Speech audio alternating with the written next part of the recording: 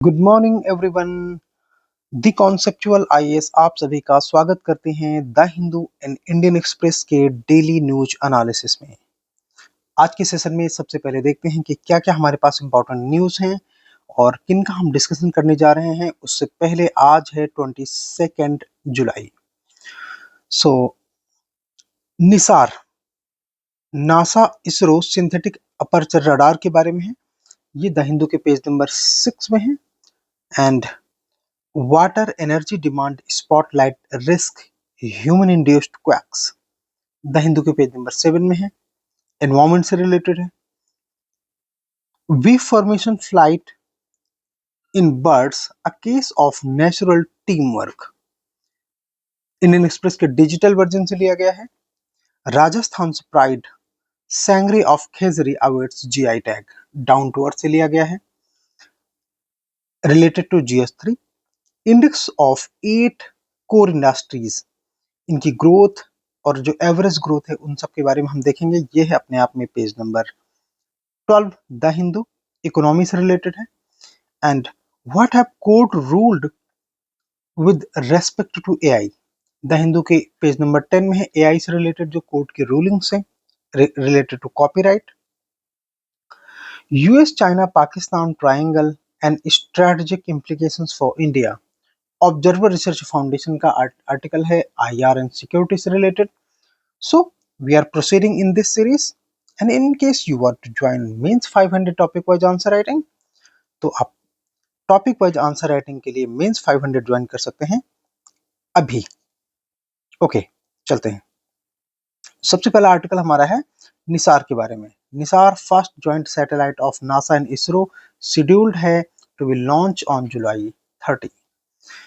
So NISAR is the first joint Earth Observatory Satellite Mission between NASA and ISRO, जिसमें कि NASA develop कर रहा है L band synthetic aperture radar with 12 metre mesh antenna, and India develop कर रहा है, ISRO develop कर रहा है S band synthetic aperture radar I3K satellite bus. Okay, ये अपने आप में रिप्रेजेंट करता है NISAR over a decade long collaboration between NASA and ISRO jet propulsion laboratory. तो ये नासा की jet propulsion laboratory and ISRO का जो कोलैबोरेशन है ये करीब करीब एक डिकेड पुराना है। अब ये इंप्लीमेंट होने जा रहा है। इसमें कुछ हम पहले टेक्नोलॉजिकल एस्पेक्ट कवर कर लेते हैं। अपर्चर का मतलब क्या होता है? So aperture in mechanical sense refers to size of opening at the back of lens and control how much light is being passed onto the camera sensor. Aperture का मतलब ये होता है कि किसी कैमरा के सेंसर में कितनी लाइट पास होने देना है। इससे डिफरेंस क्या क्रिएट होता है? इसी डिफरेंस क्रिएट होता है पिक्चर की क्वालिटी में। नॉर्मली इसे एफ स्टॉप कहते हैं, ठीक, या वो फोकस पॉइंट जहां पे ग्रेटेस्ट पिक्चर्स डेप्थ में ली जा सकते हैं, बिकॉज इसका एक्सपोजर फोटोग्राफ में F stop, it is important to exposure of your photograph but also affect how much of your image is in focus, कितनी इमेज फोकस में है ये डिसाइड करता है फील्ड के डेप्थ के लिए। ये अपने आप में एक इम्पॉर्टेंट स्टाइलिस्टिक चॉइस होता है and it impact how image is look and felt. यहां देखिए,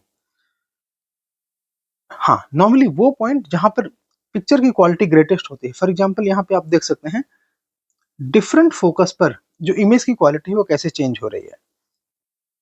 जितना नैरो अपर्चर है उतनी पिक्चर क्वालिटी ग्रेटर है, उसमें अपने आप में ये मोर फोकस होता है और डीपर डेप्थ जनरेट होती है। सिंथेटिक अपर्चर ये सिमुलेट करता है लार्ज एंटीना अपर्चर को by moving all small antenna sensor into across a flight path. It process the signal over time to create high resolution images with small physical antenna. तो इतनी सी बात है, synthetic aperture radar में synthetically इस light को control किया जाता है जिससे कि नैरो अपर्चर क्रिएट हो और मोर फोकस और डीपर फील्ड जनरेट हो, डीपर इमेजेस जनरेट हो। इसकी लॉन्च डिटेल जुलाई 30 नहीं याद रखना, व्हीकल याद रख सकते हैं GSLV F-16 launch site Satish Dhawan space research centre Sriharikota, वह है श्रीहरिकोटा। क्या मुझे आप कमेंट में बता सकते हैं 2 लाइन में? एंड इसका जो ऑर्बिट है वो 743 किलोमीटर सन सिंक्रोनस है। व्हाट इज सन सिंक्रोनस, ये भी आपको पता होना चाहिए। इन केस अगर आप जानते हैं तो आप एक पॉइंट में मुझे बता सकते हैं, जस्ट 1 to 2 पॉइंट। ओके, चलिए हम डिस्कस करते हैं सन सिंक्रोनस का मतलब क्या होता है। जैसे ये सन है, ये अर्थ है, अर्थ सन के चारों ओर रोटेट कर रहा है, रिवॉल्व कर रहा है। अर्थ अपने एक्सिस के, जैसे ये अर्थ का एक्सिस है, ये अर्थ का ऑर्बिटल रोटेशन है, तो ऐसी कंडीशन लेट से कि ऐसे रोटेट कर रही है, ठीक है। तो अर्थ के ऊपर कहीं ना कहीं हमारा सैटेलाइट होगा, लेट से किसी पॉइंट में, फॉर एग्जांपल यहाँ पे हम समझते हैं हमारा सैटेलाइट है। ऐसी कंडीशन में ये जो सैटेलाइट है इसका सन के साथ डायरेक्शन हमेशा मेंटेन रहता है। मतलब इस कहने का ये मतलब है कि किसी भी पॉइंट में जब अर्थ रोटेट कर रहा है लाइक दिस, तो ऐसा नहीं है कि सैटेलाइट का जो पोजीशन है वो कभी इस डायरेक्शन में आ जाए, इस डायरेक्शन में कभी नहीं आएगा, that is not the case. ठीक, ये बात आपको जाननी है। इसका मतलब ये है कि जो हमारा सैटेलाइट है जैसे निसार होगा, उसका फोकस हमेशा और हमेशा सन की ओर ही होगा। यहाँ पे देखेंगे इसका फोकस हमेशा सन की ओर होगा, इसे इसे कहते हैं सन सिंक्रोनस। ठीक, सो and the sun and earth as seen from the north pole, the angle of satellite's orbit and direction of the sun always remain the same। तो जो एंगल है अर्थ के ऑर्बिट के साथ सैटेलाइट का और जो डायरेक्शन है सन के साथ वो हमेशा सेम रहता है, इसे सन सिंक्रोनस कहते हैं। जब ये जियो सिंक्रोनस होता है तो जियो सिंक्रोनस के केस में सैटेलाइट का जो फोकस होता है वो अर्थ पर होता है। इसका मतलब ये कि उस समय वो अर्थ के किसी पर्टिकुलर पॉइंट को हमेशा देखता है, तब वो सन को फेस नहीं करता, तब वो सन के सिंक्रोनस नहीं होता। बट सन सिंक्रोनस में ये सैटेलाइट हमेशा सन की ओर देखता है, ठीक है। अर्थ की पोजीशन उसकी चेंज हो सकती है, बट अर्थ का जो उसका ऑर्बिट के साथ एंगल है वो नहीं चेंज होता, तभी वो सन सिंक्रोनस रहता है। टेक्निकल हाइलाइट्स क्या है? वेट नहीं याद रखना, हालांकि पहले एक बार पूछा जा चुका है सैटेलाइट का वेट, तो ज्यादा से ज्यादा आप ये समझ सकते हैं कि मोर देन 2000 kg का है। रडार फ्रीक्वेंसी ये डुअल फ्रीक्वेंसी है। एल बैंड नासा कोलैबोरेट कर रहा है, एस बैंड इसरो कोलैबोरेट कर रहा है। एंटीना 12 मीटर अनफरलेबल मेस रिफ्लेक्टर है जिसकी विड्थ नहीं याद रखनी एंड रिविजिट टाइम नहीं याद रखना। टेक्नोलॉजी कौन सी? तो सुई पेसार, ये पहली बार यूज हो रहा है, तो ये सुई पेसार आपको याद रखना चाहिए। व्हाट इज सुई पेसार, इसके बारे में हम थोड़ी बात करेंगे। एप्लीकेशन क्या होगा? ये अर्थ सरफेस को मॉनिटर करेगा, किन किन पहलुओं में? तो landslide and earthquake, ice sheet movement, glacier monitoring, इन सभी फील्ड में कि कहाँ कहाँ पे लैंडस्लाइड्स हो रहे हैं, कहाँ पे आइस शीट मूव कर रही है, ग्लेशियर मॉनिटरिंग कहाँ पे करना है, vegetation growth, deforestation, soil moisture, surface water, these fields are explored and observed by Nisar. Disaster management की फील्ड में कहाँ कहाँ? तो flood, cyclone, earthquake. Maritime application में शिप ट्रैकिंग, सी आइस क्लासिफिकेशन, क्लाइमेट रिसर्च में इकोसिस्टम एंड हाइड्रोलॉजिकल चेंजेस। तो एक तरीके से ये हमारा डिसास्टर मैनेजमेंट की फील्ड में, मैरीटाइम एप्लीकेशन में, क्लाइमेट चेंज में, अर्थ ऑब्जर्वेशन में ग्रेट रोल प्ले कर सकता है। नाउ फिर से कुछ टेक्निकल एस्पेक्ट देखते हैं। एल बैंड और एस बैंड, इनके बीच में क्या डिफरेंस है? L band collaborated by NASA, S band SAR synthetic aperture radar collaborated by ISRO, NASA ISRO. Frequency gigahertz, L band की है 1 to 2 गीगाहर्ट्ज, एस बैंड की 2 to 4 gigahertz. Wavelength, S band की 15 to 30 सेंटीमीटर लॉन्गर, जबकि shorter है S band की 7.5 to 15 centimetre. Penetration, high penetration, vegetation, soil, snow, इनको observe कर सकता है एल बैंड। मीडियम है, लेस पेनिट्रेशन है एस बैंड का, ठीक है। अच्छा, ये आप वैसे भी समझ लीजिए कि जिनकी फ्रीक्वेंसी जितनी कम होती है उनकी वेवलेंथ उतनी ज्यादा होती है, जितनी ज्यादा वेवलेंथ होती है उसका पेनिट्रेशन पावर उतना ज्यादा रहता है। जितनी फ्रीक्वेंसी, खैर और देखते हैं। Sensitivity better for detecting deep surface changes and ground formation में हम समझते हैं ये एल बैंड का काम है। एस बैंड सरफेस लेवल पर जैसे कि बिल्डिंग, रोड्स, इनके केस में एस बैंड ज्यादा इफेक्टिव है। ये थोड़ा सा आप याद रखोगे तो ठीक रहेगा, या आप समझ लो कि हाँ एल बैंड ज्यादा डीप जा सकता है, इसलिए उसे ground formation, deep surface changes, इनके डिटेक्शन में यूज किया जा सकता है। एस बैंड ये उतना डीप नहीं हो जाता, इसलिए सरफेस लेवल पर इसका यूज ज्यादा है, जैसे बिल्डिंग और रोड्स के मामले में। यूजेस इन निसार, तो एल बैंड अपने आप में ground deformation, landslide, tectonic shift, forest subsistence, इस फील्ड में S band crop monitoring, infra mapping, urban planning. Again वो चूंकि सरफेस पे है उतना प्रिसाइज नहीं है एल जितना एल बैंड है, तो इसलिए एस बैंड के वर्क सरफेस पे ही होंगे, जैसे कि crop monitoring, urban planning etcetera. ये दोनों आखिर निसार में क्यों लगाए गए हैं, एस बैंड और एल बैंड? सो दैट कि कॉम्प्रहेंसिव अर्थ ऑब्जर्वेशन किया जा सके, बेटर डिस्क्रिमिनेशन किया जा सके लैंड टाइप और जो चेंजेस हो रहे हैं उनमें। अगर वो अलग अलग डिस्क्रिमिनेटरी वे में नहीं समझेंगे तो कैसे पता चलेगा कि लैंड में क्या क्या चेंजेस डेवलप हो रहे हैं। ज्यादा रिलायबल डेटा होगा under all weather condition and day and night condition. Sriharikota choose करने के पीछे क्या रीजन था, आई होप आपने कमेंट कर दिया होगा। सो प्रॉक्सिमिटी टू इक्वेटर, श्रीहरिकोटा की प्रॉक्सिमिटी है 13 पॉइंट नॉर्थ लैटिट्यूड में, ये इक्वेटर के करीब है। एंड जब earth west to east move करता है, आपको पता है earth moves west to east like this direction, यहाँ पर श्रीहरिकोटा है, तो ऐसी कंडीशन में ये थ्रो करेगा सैटेलाइट को स्पेस में, तो उसका जो थ्रस्ट मिलता है, maximum boost on earth rotation, earth के रोटेशन से जिसको बूस्ट मिल सकता है उसका फायदा लेने के लिए हम इसे श्रीहरिकोटा से लॉन्च करते हैं। And specially in case of geosynchronous and sun synchronous orbit, geosynchronous में भी हम इसका यूज करते हैं, सन सिंक्रोनस ऑर्बिट में भी इसका हम यूज करते हैं। इससे फ्यूल एंड कॉस्ट दोनों बचती है। ठीक, आइलैंड ज्योग्राफी का क्या फायदा होता है, चूंकि ये एक आइलैंड है, तो ये एक बरियर आइलैंड है between Pulicat lake and Bay of Bengal, जिससे ये अपने आप में एक आइसोलेटेड लैंड प्रोवाइड करता है जहां पे की पॉपुलेशन नहीं है। एंड इसकी वजह से जब rocket finally Bay of Bengal में गिरता है, सी में गिरता है, तो वहां पे कोई रिस्क नहीं होता है किसी भी प्रकार के लॉस का। ईस्ट कोस्ट लॉन्च करने के पीछे रीजन क्या है, वो थ्रस्ट की हमने बात की, इससे reducing the risk to populated areas, large area availability offer.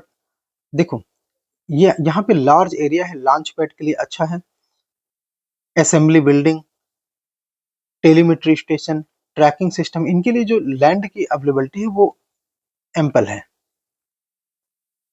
Stable weather and accessibility, यहाँ पे फेवरेबल वेदर कंडीशन है, मिनिमल सिस्मिक एक्टिविटी होती है, कनेक्टिविटी है रेल एंड रोड की। ठीक, मेजर सिटीज लाइक चेन्नई इसके नजदीक में 100 kilometre, existing infrastructure, 2 active launch pad यहाँ पे हैं, रेंज सेफ्टी सिस्टम है, मिशन कंट्रोल सेंटर है, ग्राउंड ट्रैकिंग, ये अपने आप में इंडिया का मोस्ट एडवांस लॉन्च फैसिलिटीज को बनाता है। चलिए कुछ एमसीक्यू सॉल्व करके देखते हैं। आप लोग एमसीक्यूज के कमेंट में आंसर जरूर दीजिए, नहीं तो आपको कैसे पता चलेगा कि आपने कुछ भी सीखा या नहीं। आई होप आपने अटेम्प्ट कर लिया होगा। आइए देखते हैं। Which of the following statements about the NISAR satellite are correct? Jointly developed by NASA and ISRO. Yes. Dual frequency SAR technology, L band and S band. Yes. Orbit the Earth in a geosynchronous orbit. No. It is sun synchronous orbit. So ये गलत है। 3 out. 1 and 2 correct. तो 1, 2 and 4 अब एक जगह ये केवल अकेले हैं। ठीक है, देखते हैं। It uses sweep SAR technology for wide area observation. Yes. B must be the answer. Next attempt कीजिए। डन। क्वेश्चन नंबर के साथ आंसर करेंगे बिकॉज इसमें मोर देन 20 क्वेश्चन हैं, तो क्वेश्चन नंबर के साथ अटेम्प्ट करेंगे तो that will be better for you. आइए देखते हैं। What is the primary launch vehicle and orbit type for the NISAR mission? PSLV no, GSLV F-16 शायद, GSLV Mk 13 polar orbit no, Falcon 9 low earth orbit no. तो इसका सही answer है GSLV F-16 sun synchronous orbit. Next attempt कीजिए। Sweep SR technology used in NISAR enables, क्या enable करता है? High frequency communication, no. Wide swath imaging with high resolution, शायद इसको चेक कर सकते हैं। Propulsion during orbit, no. Faster internet for satellite communication, no. So ये अर्थ और ऑब्जर्वेटरी सैटेलाइट में यूज होता है, तो wide swath imaging with high resolution, B must be the answer. चलिए नेक्स्ट आर्टिकल को चलते हैं, जो कि हमारा है water energy demand spotlight risk of human induced quake. आइए चलते हैं, ये बड़ा सा आर्टिकल है, इसको अच्छे से पढ़ेंगे। ये प्री और मेंस दोनों के लिए इंपॉर्टेंट है। एक एक करके चीजें देखते हैं। ह्यूमन इंड्यूस्ड अर्थक्वेक, ये हमारा इससे मेन एसेंस निकलता है। What is human induced earthquake? वो जो एंथ्रोपोजेनिक रीजन से हो, ह्यूमन के एक्ट, ह्यूमन की कॉन्डक्ट या ह्यूमन के एक्शन से क्रिएट हुआ हो, जैसे कि ओवर 700 सच इवेंट, यानी कि anthropogenic earthquake have been recorded globally in last 150 years. ये सिस्मोलॉजिकल रिसर्च लेटर 2017 के अकॉर्डिंग है। ये अपने आप में बहुत कॉमन होता जा रहा है due to rapid urbanisation and industrialisation. Human activities human activities causing earthquake के एग्जांपल है, जैसे ग्राउंड वाटर एक्सट्रैक्शन, दिल्ली में अर्थक्वेक को बढ़ा रहा है। माइनिंग एंड टनलिंग, ये आपको हिली एरियाज में अर्थक्वेक का रीजन दिखाई देगा। रिजर्वायर इंड्यूस्ड सिस्मिसिटी, जैसे कोयना में, महाराष्ट्र में कोयना जगह पे 1967 में, मुल्ला पेरियार केरला में। Construction and large building, coastal structure, ये भी अर्थक्वेक कॉज करते हैं। Injection of fluid into ground, जैसे फ्रैकिंग, इससे भी अर्थक्वेक हो सकता है। Extraction of oil and gas, ये मेजर कॉजेस हैं एंथ्रोपोजेनिक अर्थक्वेक्स के। मैकेनिज्म क्या होता है इसका? सो ह्यूमन एक्शन जो भी होता है, जैसे कि dam development, blasting in the mountain areas for let's say granite rocks etcetera. तो इसकी मैकेनिज्म क्या होता है कि चेंज इन द लोड, जब भी ऐसा कोई, जैसे कि मान लीजिए दिल्ली में वाटर एक्सट्रैक्शन बहुत ज्यादा है, तो इससे जो अर्थ में वेट की सिमेट्री है वो बिगड़ जाती है, तो change in the load earth crust में होता है। Alter stress regime and accumulate strain, इससे स्ट्रेन वहां पे एक्यूमुलेट हो जाता है between the tectonic plates and can, ये एडवांस कर सकता है, यानी कि तेज कर सकता है, या डिले कर सकता है टेक्टोनिक प्रोसेस को। तो ऐसी कंडीशन में अर्थक्वेक डिले हो सकते हैं, अर्थक्वेक अर्ली भी हो सकते हैं।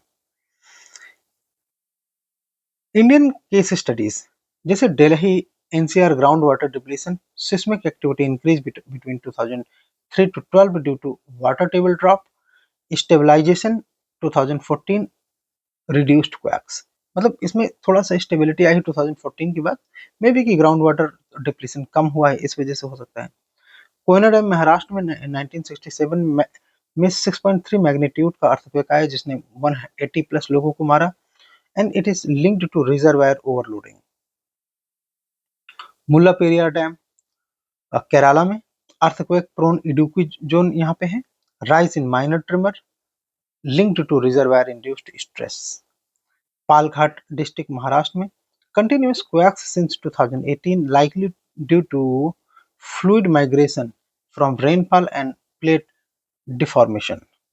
Fracking and seismicity, fracking का मतलब होता है injecting fluid to extract oil and gas, जहाँ पे ऑयल एंड गैस का एक्सट्रैक्शन होता है वहाँ पे फ्लूइड इंजेक्ट किया जाता है, दैट इज कॉल्ड फ्रैकिंग। ये स्ट्रेस अल्टरेशन का काम करता है और क्वैक्स को इंड्यूस करता है, मतलब भूकंप वहां पे अपने आप में उसके चांसेस बढ़ जाते हैं। India has 56 fracking sites across 6 state. ये वही एरियाज है जहाँ पे ऑयल एंड गैस का एक्सप्लोरेशन होता है। Now we can understand the climate change and earthquake relationship. See, glacial melt increase earthquake, जैसे अंटार्कटिका और ग्रीनलैंड में जो अर्थक्वेक आते हैं। हैवी रेनफॉल, इससे सडन सरफेस लोडिंग होती है जो कि क्वैक्स क्रिएट करते हैं, स्पेशली जहाँ पे वाटर होल्डिंग ज्यादा होती है। ड्रॉट, ये स्ट्रेस को चेंज करते हैं, जिसकी वजह से फॉल्ट रिएक्टिवेट हो जाते हैं। For example earthquake in California in 2014। Changing rainfall pattern impact soil, farming and ground water use, ये इनडायरेक्ट सिस्मिसिटी को प्रमोट कर सकते हैं। दिल्ली ही जोन 4 में पड़ता है सिस्मिसिटी के मामले में, जिसकी वजह से ये अर्थक्वेक प्रोन है and multiple fault lines available हैं इसमें। Himalaya, western Ghat are also at the risk. Policy क्या है? So need regulation, dam filling employing like in USA, avoid building large dams जो कि सिस्मिक एक्टिव एरियाज में तो नहीं बनाने चाहिए। Monitor plate strain using seismic network, plate में कितना स्ट्रेन है, अगर स्ट्रेन ज़्यादा है तो वहाँ पे ज़्यादा क्वैक्स आने के चांसेस हैं, इसलिए वहाँ पे टेंशन नहीं जनरेट होने देना है। Scientific ground water management is essential, climate resilience, water use and agriculture required. Okay, आइए एक मेंस का क्वेश्चन देखते हैं। Mains 500 mains practice question discuss the role of human activities in inducing seismic events, highlight the changes and policy measures required to manage such earthquake risk in India. Yes, question number 4 है जो कि prelims के लिए है। Which of the following human activities can induce earthquake? Construction of large dam, ground water extraction, fracking. Deforestation नहीं है, deforestation ऐसे उतना लोड का डिफरेंस नहीं क्रिएट करता कि सिस्मिसिटी हो। तो 1, 2 एंड 4 आंसर होना चाहिए। A must be the answer. Next, Koyna Sagar earthquake was primarily linked to natural tectonic movement, nuclear testing, reservoir induced seismicity due to dam, oil extraction activities nearby। तो ये हमने आपसे पहले ही बताया था, इसके लिए मेन रीजन है reservoir. So C must be the answer. Okay, next आप अटेम्प्ट करिए। Which of the following Indian region have been affected by human induced seismicity due to excessive groundwater extraction? कहाँ पर ये सबसे ज्यादा? तो दिल्ली एनसीआर में। आगे चलेंगे। Next, which statement is not correct regarding human induced earthquake? All groundwater extraction activities cause earthquake। अब आपको पता है यहाँ पे इन्होंने ऑल लगा के अपना गेम खराब कर दिया। अगर बैलेंस यूज हो तो ये अर्थक्वेक को जनरेट नहीं करेगा, इसलिए ऑल वाटर वाली बात गलत है। बाकी दूसरे देख लीजिए, seismic activity, fracking, heavy dam, ये सब तो पता ही है आपको। ए आंसर है। What have court ruled with respect to AI and copyright? आइए स्टोरी समझते हैं। कॉपीराइट से संबंधित जो यूएस कोर्ट का ऑर्डर है वो क्या है, देखते हैं। So do AI model violets copyright law? So generative AI occasionally duplicates or uh, even duplicates training data, concerned about ethics and law. Legality training, copyright data is un, unsolved from unresolved. Reproduction of work, training could be deemed as infringement of fair use, text and data mining exception. US court की ruling क्या है? सो 3 decade में court ने rule किया है कि fair use होना चाहिए and transformative learning from copyright text ये परमिसिबल है। Pirated content may not be unrecomprotected as fair use. Future market harm generative AI remains. See, देखो इसमें ये अपने आप में अभी भी अनएड्रेस्ड है। तो इसमें जो मेन प्रॉब्लम है वो ये है कि जितने भी एआई रिलेटेड एक्टिविटीज हैं, जनरेटिव एआईज, वो किसी के पर्सनल डेटा को, किसी कंपनी के ऑफिशियल डेटा को, कॉपीराइट डेटा को वो अपने हिसाब से रीडिजाइन करके रिप्रोड्यूस कर देते हैं। और ये कॉपीराइट का इंफ्रिंजमेंट हो सकता है बिकॉज बिकॉज ये किसी की जो एसेंशियल इंफॉर्मेशन है उसको तो यूज कर चुके हैं, भले उसका तरीका और उसका डिजाइन अलग हो। ये इसका मेन कंसर्न है। So copyright and database, IP contract, piracy laws, global regulatory harmonization is absent, ownership of IP and AI generated outputs is not clear। ये सब प्रॉब्लम है इसमें। implications on India, so ये applications of Copyright Act 1957 to act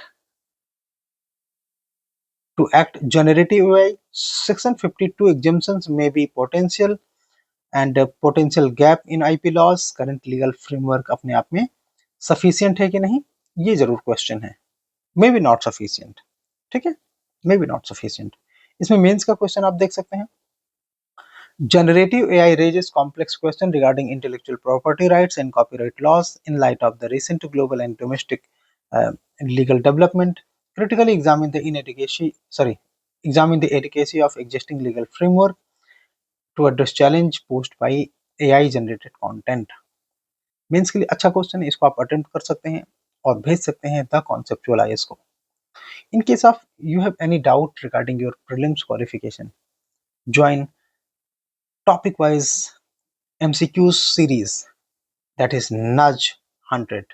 इसमें आपको 6000 topic wise questions की practice करने को मिलते हैं and they have around 100 test papers. Some of them have 50 questions, some of them have 100 questions. Total आपको 6000 questions की प्रैक्टिस का अपॉर्चुनिटी मिलेगा। It will cover all the section with current affairs. Next, and the fee very nominal.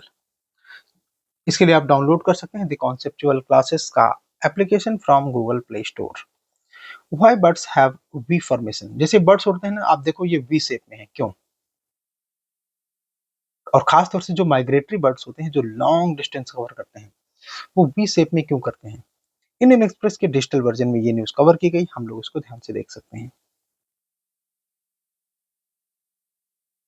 ये we formation बहुत सारे birds में देखा जाता है, specially geese, pelican, ibises and other migratory birds में ज्यादा देखा गया है। इसका पर्पज होता है एस्थेटिक, नो, दिखाने के लिए नहीं है। ये स्ट्रेटेजिक सर्वाइवल मैकेनिज्म है, सर्वाइव करने का एक तरीका है। कुछ बर्ड्स को आप देख लीजिए, पहचान लीजिए, इनके नेम से देख लीजिए। साइंटिफिक एक्सप्लेनेशन इसका क्या है? सो इससे अपना ये एयर रेजिस्टेंस मैक्सिमाइज करते हैं।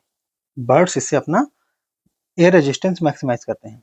And trailing birds fly upwards, upwards का मतलब अपवर्ड एयर करंट में, फ्रॉम द लीडर विंग्स। इसका रिजल्ट क्या होता है? इसमें एनर्जी की बचत होती है। Bird flap wings in Synchrony for maximum lift, और इससे जो ऊंचाई पे जाने की उनकी एक रिक्वायरमेंट होती है लॉन्ग डिस्टेंस कवर करने में, उसको ये हेल्प करता है। कैसे समझेंगे? नेचर जर्नल क्या कहता है कि bird actively coordinate their wings flap for optimal gain, like this.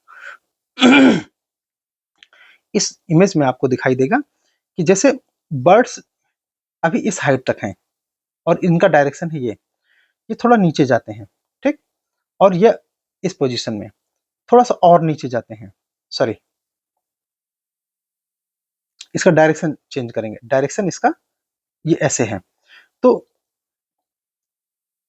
ये अपना अपना विंग्स को नीचे ले जाते हैं और थोड़ा सा इनका जो मूवमेंट है और नीचे जाता है।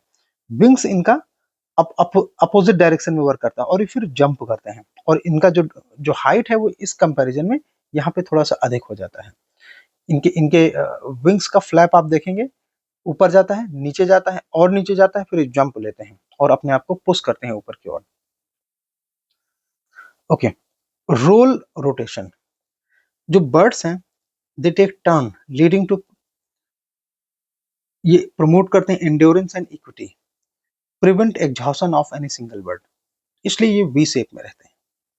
यूएस नेशनल ऑर्डवन सोसाइटी कहती है कि trailing birds gain up to 70% energy saving. जो पीछे के बर्ड्स होते हैं वी शेप में, वो अपनी एनर्जी सेव करते हैं और फिर वो टाइम आने पे आगे आ जाते हैं। Okay, navigation safety, we shape formation improves visual contact between birds. ये जो बर्ड्स फ्लाई कर रहे होते हैं ना, इनके बीच में विजुअल कांटेक्ट ज्यादा होता है वी शेप में।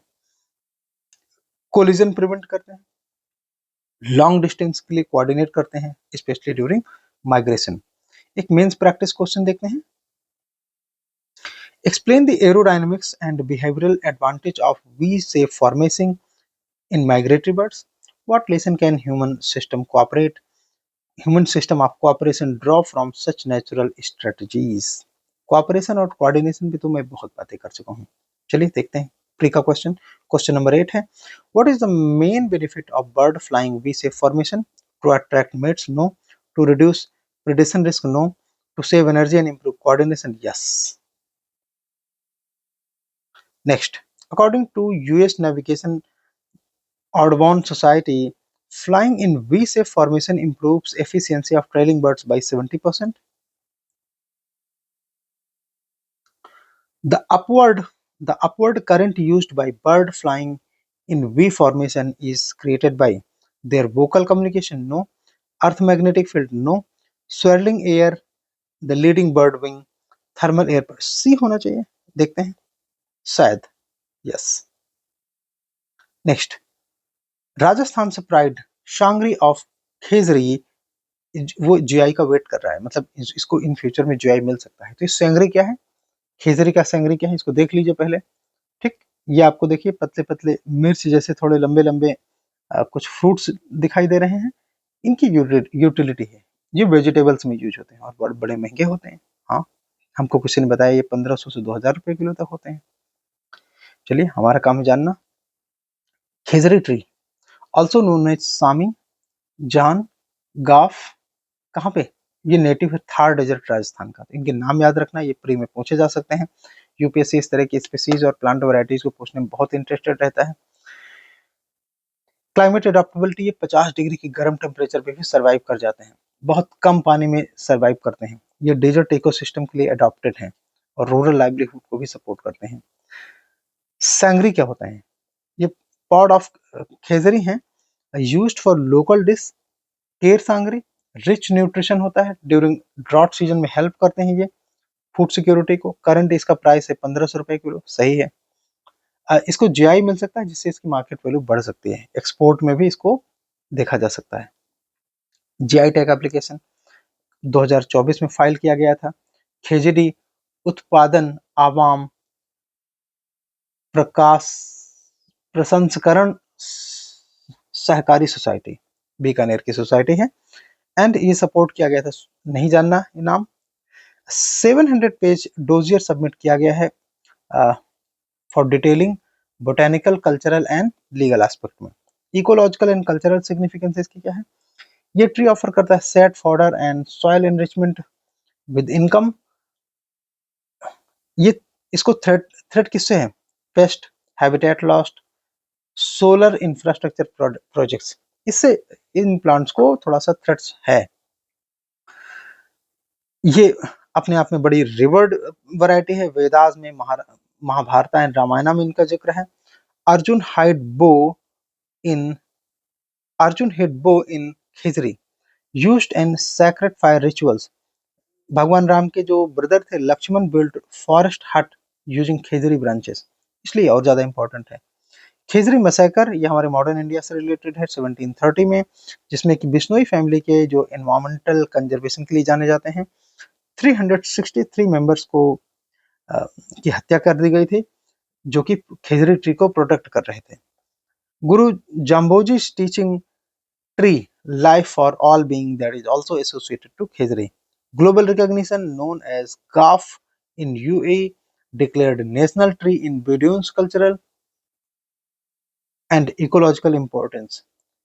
ये बेडूइन कहाँ की कल्चरल ट्राइब है, ये आप मुझे बताइए ढूंढ के। मेंस प्रैक्टिस क्वेश्चन देखते हैं। Discuss the ecological, cultural and economic significance of Khezri tree. How can geological identification tagging help preserving traditional knowledge and enhancing farmer income? Okay, question number 11 है prelim का, which of the following traditional Indian trees associated with the 1730 Khezarli massacre in Rajasthan? So it is Khezri tree. ऐसे आप एक एक fact के माध्यम से इसे याद करेंगे तो ये आपको आसानी से याद होता चलेगा। 12, what is the primary benefit of GI tag for product like Sangri? क्या फायदा है, protection from pest, no. Global patent and on tree species, ये हो सकता है। Legal commercial recognition of regional uniqueness, no. Free government subsidies on farmer, भी होना चाहिए, नो। सी है सही उत्तर। देखो कितनी आसानी से गलती हो जाती है। Global patent on tree species, no, tree species का ग्लोबल पेटेंट नहीं लिया जा सकता, ऐसी गलती होती है, ठीक है। Legal and commercial recognition of regional uniqueness is the right answer. Next, in which foreign country Khizri is known as Gaf and recognized as national tree? Bedouin tribes कहाँ की है, सऊदी अरेबिया शायद, देखते हैं। नो, यूनाइटेड अरब एमिरेट, ये भी था ऊपर, है ना। तो इस तरह की गलतियां हम लोग अक्सर एग्जाम में करते हैं। तो आई होप कि इस तरह से आप लोगों ने इसको पढ़ा होगा, समझा होगा और सही आंसर कर रहे होंगे, मेरी तरह गलतियां नहीं कर रहे होंगे। Just to avoid mistakes I want to make your attention in this way and I hope you got the point. चलिए आगे चलते हैं। ऑब्जर्वर रिसर्च फाउंडेशन में ये न्यूज आई that strategic leverage amid India US China rivalry और पाकिस्तान। तो India की क्या स्ट्रेटेजिक एज होगी यहाँ पर, इसको समझेंगे। US Pakistan triangle strategic implication for India, आइए देखते हैं। ऑपरेशन सिंदूर के बाद इंडिया पाकिस्तान के बीच में जो कोल्यूजन हुआ उसमें चाइना का क्या रोल था। तो लेफ्टिनेंट जनरल राहुल सिंह ने बोला कि चाइना ने regular real time intelligence and weapon Pakistan को प्रोवाइड करें, ठीक, ड्यूरिंग ऑपरेशन सिंदूर, और इसे इंटेंसिफाई हुआ battlefield collision concern. China repeatedly flew fighter jets, China ने फाइटर जेट्स भेजे पाकिस्तानी ऑफिसर्स के माध्यम से to guard Pakistan air space, Pakistan का एयर स्पेस को प्रोटेक्शन देने के लिए। स्ट्रेटेजिक डायलेमा इन बीजिंग, ये क्या है इसको समझते हैं। पाकिस्तान बीजिंग में डायलेमा ये है कि पाकिस्तान इस तरह से अमेरिका के करीब जा रहा है, यूएस की ओर इंक्लाइंड हो रहा है। जैसे फील्ड मार्शल मुनीर और ट्रंप की मीटिंग हुई 2025 में ही, पाकिस्तान ने नॉमिनेट किया ट्रंप को नोबेल पीस प्राइज के लिए। Pakistan credited US over China for air support, Pakistan ने क्रेडिट दिया कि उसकी हेल्प अमेरिका ने की, चाइना ने नहीं, चाइना का नाम नहीं लिया। ये कहीं ना कहीं एम्बेरस करता है बीजिंग को। चाइना को कंसर्न क्या है, जो पाकिस्तान और यूएस के बीच में अच्छी दोस्ती बन रही है, बोन होमी, अच्छी फ्रेंडशिप। सो सीपेक का कंसर्न है, चाइना ने इतना पैसा इन्वेस्ट कर रखा है ग्वादर पोर्ट को बाईपास, ग्वादर पोर्ट से मलक्का स्टेट को बाईपास करने के लिए जेओपाटाइज हो सकता है, इन्वेस्टमेंट रिस्क में आ सकता है अगर यूएस और पाकिस्तान की दोस्ती बहुत अच्छी हो जाती है तो। इसके अलावा स्ट्रेटेजिक इंटेलिजेंस लीक हो सकता है, बिकॉज चाइनीज आर्म मिलिट्री का डेटा पाकिस्तान के माध्यम से ट्रंप यानी कि अमेरिका तक जा सकता है। मिडिल ईस्ट पॉलिसी में जैसे पाकिस्तान ने एंटी ईरान लिया स्टैंड, चाइना ने एंटी इसराइल स्टैंड लिया, तो ऐसे में ये चाइना और पाकिस्तान के बीच में थोड़े से गैप ज्यादा हो सकते हैं। क्रिप्टो और आरएमबी थ्रेट क्या हो सकता है, तो यूएस पाकिस्तान की जो क्रिप्टो टाइज है ये इरोड करता है जो चाइनीज आरएमबी बेस्ड ट्रांजैक्शन है एंड डिजिटल युआन स्प्रेड है साउथ एशिया में उसको। और रियल इकोनॉमिक शिफ्ट कौन सा हो सकता है, तो पाकिस्तान प्रायोरिटाइज कर सकता है यूएस, प्रायोरिटाइज करता है यूएस फाइनेंशियल मॉडल को, एंड ये चाइनीज इंडस्ट्रियल इन्वेस्टमेंट के लिए अच्छा नहीं है। इंटरनल चाइनीज व्यू पॉइंट क्या है, तो ज़्यादातर लोगों को लगता है कि ये, इसमें कुछ लोगों को लगता है कि पाकिस्तान थोड़ा सा बिट्रेयल रूट में जा रहा है, धोखा कर रहा है म्यूचुअल ट्रस्ट में। ज़्यादातर लोगों को लगता है कि नहीं, चाइना पाकिस्तान की दोस्ती आयरन फ्रेंडशिप है और इसमें कोई भी फ्रिक्शन नहीं आ सकता। अच्छा, इफ यूएस आर्म्स पाकिस्तान, अगर यूएस पाकिस्तान को आर्म्स देता है तो ये इंडिया को अपसेट करेगा, डिसरप्ट करेगा इंडिया पैसिफिक स्ट्रेटजी को, इंडो पैसिफिक स्ट्रेटजी को। अगर यूएस डिनाई करता है पाकिस्तान को आर्म्स देने से तो ये पाकिस्तान को चाइना के कैंप में और क्लोज जाते हुए देखेगा। इसीलिए शायद पाकिस्तान को आईएमएफ बेलआउट में ट्रंप ने हेल्प किया, एंड इससे भी चाइना को हेल्प मिली। कैसे, बिकॉज पाकिस्तान अपने जो बकाया है, अपनी जो डेट्स हैं चाइना के ऊपर, वो रीपे कर सकता है। स्ट्रेटेजिक लेसन इंडिया के लिए क्या है, सो इंडिया के लिए बेसिकली लेसन ये है कि इंडिया को अपनी मिलिट्री डिफरेंस को एनहेंस करना चाहिए, डेवलप एसिमेट्रिक प्रेशर पॉइंट्स और strengthen domestic capabilities, external balance करना चाहिए with global powers. India must ensure neither China nor US trust Pakistan fully, India को हमेशा समझना चाहिए कि पाकिस्तान को ना तो चाइना और ना ही अमेरिका पूरी तरह से ट्रस्ट करता है, ये लिमिट करता है flow of advance tech weapon to the Pakistan. Mains 500 practice question, intensifying US China strategic rivalry has created a new triangular dilemma involving Pakistan. Discuss how India can leverage this dynamics to safeguard strategic interest, particularly in context of China-Pakistan battlefield nexus. तो 50 words में लिखेंगे, uh, which of the following port is central to a China's strategic investment under CPEC? तो ये कौन सा है? Gwadar port. C answer होना चाहिए। ओके, विच 15 है question number, which of the following is not concern raised by Chinese commentators regarding US Pakistan warming ties, sabotage CPEC, तो ये तो है। Threat to RMB cross border status, ये भी है। India development of nuclear submarine, ये नहीं है। यही आंसर होगा। ठीक है, यही पूछा है ना, यही आंसर है फिर। डिस्क्लोजर, तो सी आंसर होना चाहिए। ठीक है।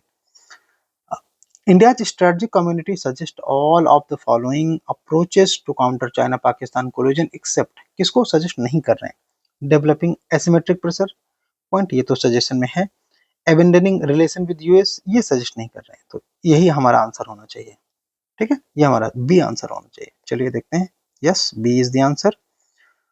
कोर इंडस्ट्रीज इंडेक्स के बारे में हमारा अगला आर्टिकल है, जिसमें 1.7% की ग्रोथ देखी जा रही है। काफी समय बाद ग्रोथ आई है, इसलिए इंपॉर्टेंट है। What is the index of 8 core industries? ये मेजर करता है performance of 8 major industries India में है, जो कि फंडामेंटल मानी जाती हैं इंडियन इकोनॉमी के लिए। So they account for 40.27% weight of items included index of industrial production. कौन कौन से हैं मेन ये 8? तो ये रिड्यूसिंग ऑर्डर में है, जैसे सबसे ज्यादा वेट है रिफाइनरी प्रोडक्ट को 28%। ये ऑर्डर, ये सीक्वेंस, ये परसेंटेज सब आपको याद होना चाहिए, नोट्स में लिख लेना। इलेक्ट्रिसिटी का वेट है 19.85, steel 17.92, coal 10.33, crude oil 8.98, natural gas 6.88, cement 5.37 and fertiliser 2.63% weight है। आइए देखते हैं रिव्यू क्या है कि ये अपने आप में इंडेक्स ऑफ कोर इंडस्ट्रीज का जो ग्रोथ है वो 1.7% है वर्सेस 5% ऑफ जून 2024। इसका मतलब उस साल से तो काफी कम है। ओके, ये सब बातें हमको क्वार्टरली डेटा नहीं याद रखना है। सेक्टर वाइज ये भी चूंकि क्वार्टरली डेटा है, ये भी नहीं याद रखना है। आगे चलिए, सेक्टर्स दैट ग्रो नहीं याद रखना है। चलिए, इम्प्लीकेशंस क्या होता है इकोनॉमी में, ये जरूर देख लेते हैं। तो अगर ग्रोथ रेट कम है तो स्लगिश कोर सेक्टर ये अपने आप में ड्रैग कर सकता है आईआईपी ग्रोथ को, मतलब उसमें कमी ला सकता है। इंफ्रा एंड एनर्जी सेक्टर ये स्लो डाउन शो कर रहे हैं, ये भी अच्छा साइन नहीं है। इंडिया को जरूरत है कि वो डिमांड को बढ़ाए। इकोनॉमी में जो डिमांड होती है वही इकोनॉमिक ग्रोथ के लिए मेन फैक्टर होती है। एंड सप्लाई चेन बॉटलनेक को रिमूव किया जाए। मॉनिटरिंग सेक्टोरल आउटपुट, पर सेक्टर में क्या आउटपुट है उसको थोड़ा ध्यान दिया जा सकता है। स्टील एंड सीमेंट ग्रोथ ये कंस्ट्रक्शन और इंफ्रा को पुश कर सकता है। देखते हैं, मेंस का क्वेश्चन है, मेंस 500 का। The index of 8 core industries is a critical indicator for India's industrial and infra health. In the light of the recent performance trend, examine the challenges faced by the core sector and suggest policy measures to revitalize them. Prelim का question है, इसका आप answer writing करके भेजो। Prelim के questions कौन कौन से हैं एक एक करके देखते हैं। Which of the following is not one of the 8 core industries? कोल है, नेचुरल गैस है, ऑटो नहीं है, तो ये सी आंसर होगा। Next, which sector showed highest contraction in June 2025? सबसे ज्यादा कॉन्ट्रैक्शन किसमें हुआ? तो इस तरह क्वार्टरली डेटा पे क्वेश्चन होने का कोई खास मतलब नहीं है, या इग्नोर। 8 कोर इंडस्ट्री का ओवरऑल ग्रोथ हम देख सकते हैं 1.7% है। ठीक है, ये काम का है। Which of this sectors register positive growth in June 2025? कौन कौन से सेक्टर पॉजिटिव ग्रोथ में थे? ये अपने आप में क्लस्टर डेटा है, थोड़ा सा इसको देख लीजिए कौन सा है। तो 20 का आंसर है। स्टील सीमेंट रिफाइनरी प्रोडक्ट ने पॉजिटिव ग्रोथ किया है, बाकी नेगेटिव है। ठीक है, नेक्स्ट, सोशियोलॉजी ऑप्शनल ज्वाइन करने के लिए आप द कॉन्सेप्चुअलाइज को नॉक कर सकते हैं, because this is the optional who produced maximum number of UPSC selections since last 10 years. Toppers के मामले में भी टॉप 10 में एवरी ईयर सोशियोलॉजी से 2 से 3 कैंडिडेट होते ही हैं। अगर हम बात करें कि इसमें स्कोर किस तरह हो रहे हैं, तो they are better than even science subjects. 320, 312, 318 अच्छा स्कोर दे रहा है। ठीक है, ideas on trial critical thinking in relate, इस आर्टिकल की समरी क्या है जरा समझते हैं। तो freedom of speech and expression से रिलेटेड आर्टिकल है। रोजा लग्जमबर्ग का कोट याद कर लीजिए, मेंस और ऐसे में आपको हेल्प करेगा। Freedom is always exclusively the freedom of one who think differently. जो व्यक्ति अलग सोचते हैं उनकी फ्रीडम ही एक फ्रीडम है। ठीक है, कॉन्टेक्स्ट क्या है? तो nation today face geopolitical tension and internal moral scrutiny, ज्यादातर देशों की कहानी है। True strength lies not just military or economic might but also democratic values, intellectual openness and pluralism। जो सही वैल्यूज हैं, जो सही स्ट्रेंथ है, इन डेमोक्रेटिक वैल्यूज पर टिकती है, सिर्फ मिलिट्री पर नहीं। Domestic freedom must align with international image and democracy, जरूरी है। इरोजन ऑफ इंटेलेक्चुअल फ्रीडम के साइन क्या क्या है, तो जैसे यूनिवर्सिटीज में फ्रीडम को कर्व किया जा रहा है, एकेडमिक एंड इंडिपेंडेंट मीडिया को ग्लोबली दबाया जा रहा है, कन्फॉर्मिटी की अपेक्षा की जाती है कि वो ब्यूरोक्रेटिक या पॉलिटिकल लीडरशिप से कन्फॉर्मिटी दिखाएं, उनकी तरह बोलें, और क्रिटिकल इंक्वायरी को सप्रेस किया जा रहा है, एकेडमिक फ्रीडम को दबाया जा रहा है। ये इस तरह के साइन जो मिल रहे हैं ये अपने आप में सही साइन है। इसका एग्जाम्पल है, ट्रंप ने यूएस में डिसेंटिंग वाइट्स को सप्रेस करने के लिए, जैसे कि प्रो पैलेस्टीनियन कंटेक्स्ट है तो उसमें जो ऑर्डर दिए हैं, जो फाइनेंसेस को सप्रेस कर दिए हैं, इस तरह के एग्जाम्पल देखे जा सकते हैं। इंडिया में क्या है, तो ये ban on books and curriculum changes जो किए गए हैं। फॉर एग्जांपल वेंडी डोनिजर का जो की राइटिंग है हिंदुइज्म के बारे में, उसको प्रेशर ग्रुप्स के चलते उनको उसको बैन किया गया। एनसीईआरटी में कई सारे चैप्टर्स डेमोक्रेसी सेकुलरिज्म पे थे, उनको डिलीट कर दिया गया, हटा दिया गया। ये आइडियोलॉजिकल इंटरफेरेंस के तौर पर देखा गया है।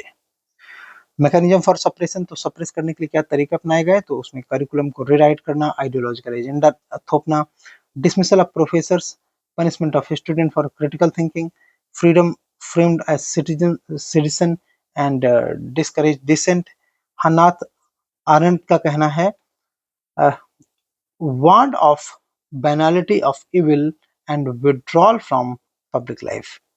नोम चॉस्की, छोड़ो, इतना नहीं याद कर पाओगे। कॉन्सिक्वेंसेस, क्रिटिकल थिंकिंग डिक्लाइन होती है, इंटेलेक्चुअल स्टेग्नेशन आता है देश में, campuses turn into ideological spaces not hubs, ये अपने आप में आइडियोलॉजी की स्पेस बन जाते हैं।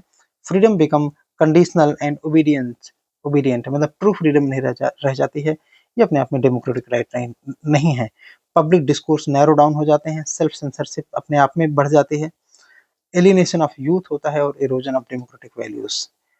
ठीक है, डेमोक्रेटिक डिसेंट, सो इसके regarding, democracy thrives on disagreement, diversity of thought and constructive criticism. Democracy in चीजों पे चलता है, लेकिन स्कॉलर्स, राइटर्स, स्टूडेंट्स प्ले की रोल, अगर इनको दबाया जाएगा तो ये कंट्री की प्रोग्रेस के लिए अच्छा नहीं है। Suppressing dissent weakens moral authority, जब भी डिसेंट को दबाया जाता है तो ये लोगों की मोरल अथॉरिटी को कॉम्प्रोमाइज कर सकता है। Hopes and resistance, historical resistance shows that repression is always challenge, ऐसे रिप्रेशन को चैलेंज किया गया है। ठीक है, living is truth, living in truth is itself a political act, ऐसा कहना है वैक्लाव हैवेल का। Movement, individual courage and public intellectuals, ये लोग रजिस्ट करते हैं गवर्नमेंट के साइलेंसिंग इफेक्ट को, साइलेंसिंग एफर्ट्स को। True patriotism involve critic and reform not blind conformity, नेताओं की भाषा बोलना ट्रू पैट्रियोटिज्म नहीं है, rather than critics and reform सही पैट्रियोटिज्म है। Conclusion, the test of democracy capacity to listen and dissenting voice में है, diverse argument and critically engaged society का एसेंशियल किसी भी प्रोग्रेस में एक एसेंशियल रोल होता है। इंडिया में article 19 sub clause 1 sub clause 1 freedom of speech and expression को प्रमोट करता है, जिसमें कि रीजनेबल रिस्ट्रिक्शंस भी हैं आर्टिकल 19 सब क्लॉज 2 में। किसके लिए, सॉवर्निटी के लिए, पब्लिक ऑर्डर एंड मोरालिटी के लिए। नो, कोई अलग से लॉ नहीं इसमें जो कि एकेडमिक फ्रीडम को इंश्योर करता है, बल्कि ये सबसेट है फ्री एक्सप्रेशन का। इस पे एक मेंस का क्वेश्चन देख सकते हो, जीएस 2 से रिलेटेड है। Freedom is always exclusively for the freedom the one who think differently in the context of growing constraints on intellectual freedom and dissent, critically examine the role of academic spaces in preserving democratic values in India। अच्छा question है, attempt करिए। अब prelim का question है, नज 100 MCQ में, according to the Noam Chomsky, manufactured consent refers to transparent public policy making. तो इस तरह का डीप क्वेश्चन प्री में नहीं आता है, इसको छोड़ सकते हैं आप। व्हाट डज हन्नाथ आरेंट, इनको भी छोड़ सकते हैं। What is the following key indicator of democratic vitality, हाँ ये देख सकते हैं। Suppression of dissent, obedience ruling party ideology, rewriting history, suit political agenda, tolerance of disagreement and critical thought, ये डी सही आंसर है। ठीक है, and so in case you want to join economy new batch for UPSC prelims 2026 and mains 2026, English और हिंदी दोनों में ये हमारा इकोनॉमी का बैच चल रहा है। द कॉन्सेप्चुअल आईएएस, किसी भी समय आप ज्वाइन करने के लिए कांटेक्ट कर सकते हैं इन नंबर्स पर। हर पेज के नीचे नंबर्स दिए हुए हैं और mains 500 for topic wise answer writing. So with these word I will say thank you so much and have a great day ahead.